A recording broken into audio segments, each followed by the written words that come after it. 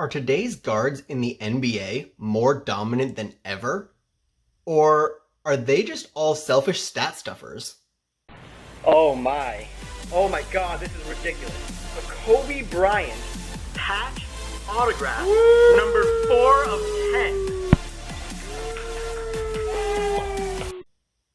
How's it going, everybody? And welcome back to my channel, Kobe Cards. I have a very hot take, which is sure to offend plenty of fans, but in order to get into that, I'm going to have to go into the Kobe capsule to first show you what card sent me down this rabbit hole.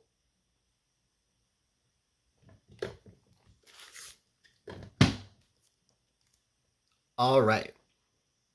Here we have the 2013-14 Panini Court Kings Basketball Kobe Bryant card.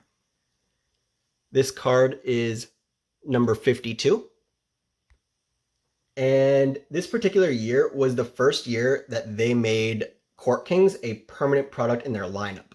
So they did a run in 2009, and it wasn't particularly popular. So they ended up making a lot of changes, including turning it into a more artistic type of product. And it ended up doing a lot better. The Court Kings set had 200 cards that you would consider base cards. It was 100 veterans and 25 rookies. And those 25 rookies ended up having 3 additional tiered parallel type versions. Similar to the levels 1, 2, and 3 people call them in recent years sets. It's pretty much that, but the only difference is that the levels in this set were numbered.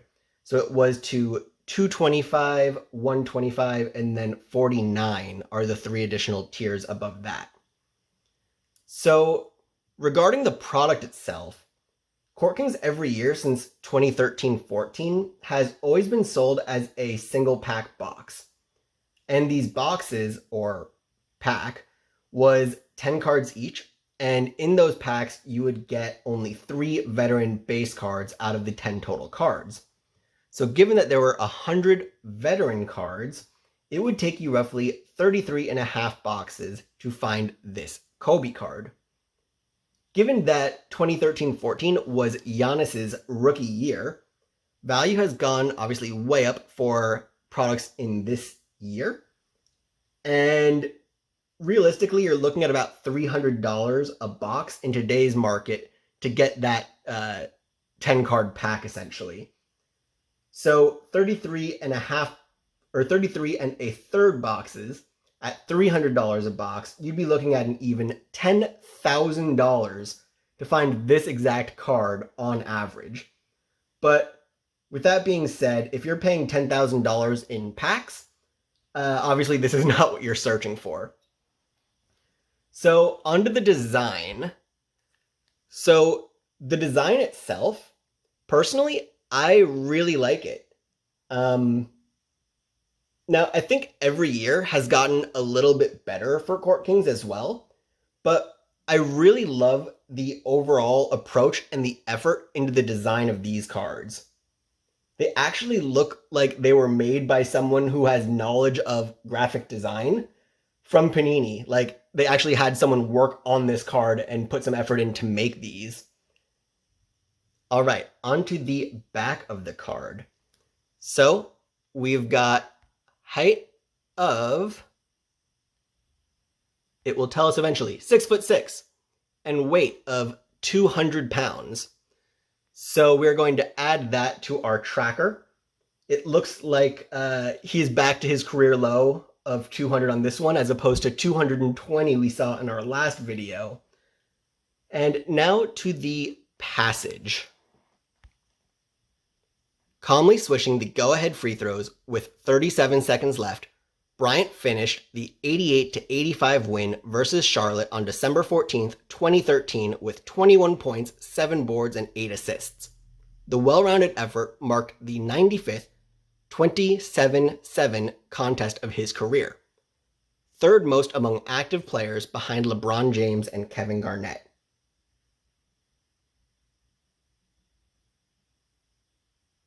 Okay, so first up is the game.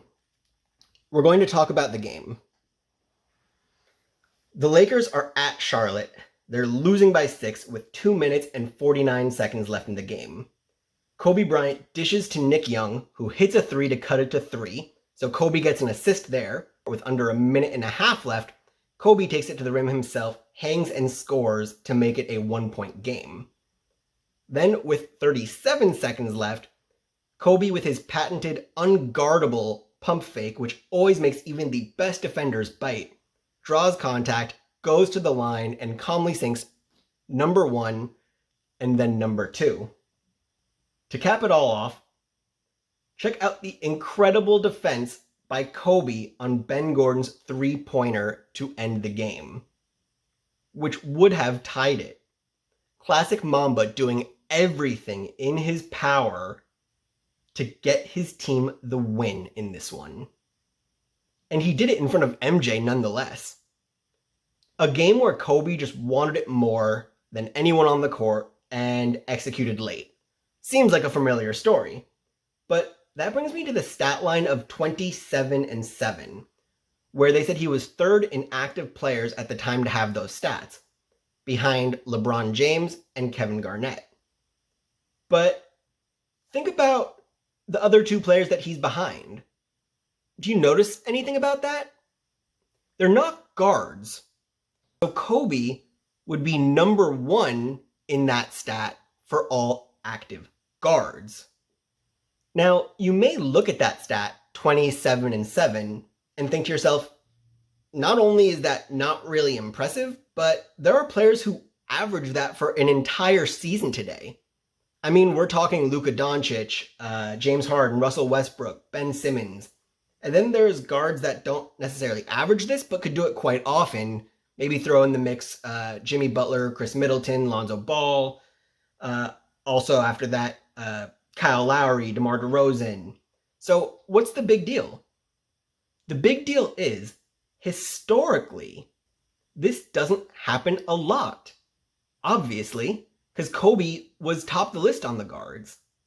There were only very few exceptions where true point guards had impressive rebounding skills, namely Jason Kidd, who wasn't active at this time, but would have been ahead of Kobe had he been, and was obviously one of the best rebounders ever for his height and his position. But other than Kidd in this era, and in previous eras, point guards didn't necessarily rebound. Iverson, Nash, Stockton, some of the best true point guards in history, and none of them were even remotely known for anything related to rebounding. And then most of the true shooting guards, like Tracy McGrady, Ray Allen, Reggie Miller, Vince Carter, well, those players are not remotely known for their facilitating. Most of those players are the ones you want finding the open court and getting the play to them. So what's changed? And how are some of the top guards able to be elite rebounders and passers? Now, here's my hot take, and get ready to hate me. In my personal opinion, players like James Harden are not good rebounders, but rather they go out of their way on the court to inflate their own stat lines. Some of this is my personal opinion, but some of this is backed by data too. Let me explain. Jason Kidd, as an example, averaged 6.3 rebounds per game for his career, but 1.3 of those were offensive rebounds. In other words, roughly 20.6% of Kidd's total rebounds were offensive rebounds for his whole career. He was creating completely new extra possessions for his team. Kobe, for his career, averaged 1.1 offensive rebounds per game out of a total of 5.2. So Kobe was at 21.2% of his total rebounds for his career were on the offensive side of the floor. And in the playoffs and in key games, it was even higher than that, as Kobe would fight for extra possessions. James Harden, on the other hand, averages for his career 0.8 offensive rebounds, which is under 15.1% of his total rebounds. Luka Doncic for his career sits at 14.1%. So what am I saying here? What I'm saying is that not every rebound is created equal. I don't know if there's any random metrics that have been created out there that calculate hustle rebounds versus uncontested rebounds, but when I think of James Harden, I actually think he's a below average rebounder that ball chases on the defensive end of the floor when there's a loose ball, instead of maybe letting his teammates or big men on the floor grab those rebounds. And if I'm so wrong about James Harden, then why are there 3 different instances where teammates of Harden had to apologize to him for denying him a triple-double in the past 5 years? Why are people apologizing? Why does it matter? If you're going to win or lose a game, why are people apologizing for grabbing a rebound that came to them? And why are teammates fighting themselves to grab the same ball? Now, don't get me wrong. There are tons of guards in the NBA, including ones that I mentioned on my list earlier, who are truly creating valuable opportunities for their teams when they rebound. But the biggest offender, and one of the reasons that I think today's stats make us numb to the history of the game, is because the game is played a little bit differently today. There's more positionless basketball. There's more possessions per game, and the game is faster, which creates more rebounding opportunities. But then there's also a lot more players who are driven towards ensuring their own legacies and stats and salaries can be inflated as much as possible, as opposed to maybe adding value and trying to win games.